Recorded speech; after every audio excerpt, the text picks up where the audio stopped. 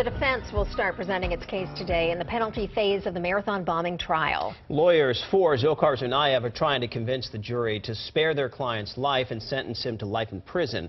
The convicted killer's family arrived in Massachusetts from Russia last week. Ray Brewer is in the studio now. And Ray, a lot of folks wondering whether Tsarnaev's family will actually take the stand in this. Yeah, at this point, Sean, it's unclear whether Dzhokhar Tsarnaev's family members will testify or if they're just here to offer support. But one of the bombing survivors says he's not happy about them being here. Mark Fukerl suffered serious injuries in the 2013 Boston Marathon bombing. He lost his right leg in the attack. Now he's in Maryland, where he will undergo surgeries in hopes of saving his left leg.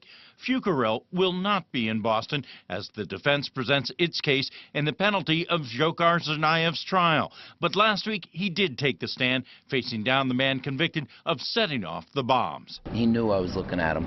You know, he was very uncomfortable. You could tell his hands were shaking. He was pulling at his beard. He was fidgeting with papers. Fukerl says he goes back and forth on what Tsarnaev should ultimately face, life in prison or death. But he calls the latter option too easy. We put animals down the same way we're going to put him down.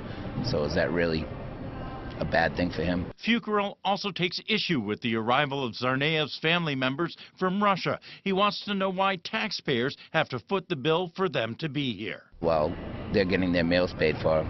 We're at court paying $6 for a turkey sandwich. Prosecutors called 17 witnesses over 3 days during the penalty phase, mainly victims who lost loved ones or limbs in the explosions. Legal analyst Martha Coakley says there are two things to watch for as the defense makes its case. First of all, you want to watch what the defense does in its opening. They will give the roadmap to everybody about what they intend to do.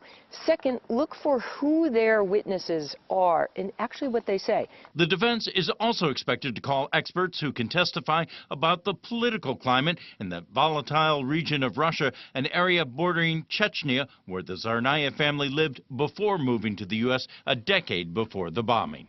Tsarnaev was convicted of 30 federal charges, 17 of which carry the possibility of the death penalty. Defense expected to take as long as 3 weeks to present its case. In the studio, Ray Brewer, WMUR News 9.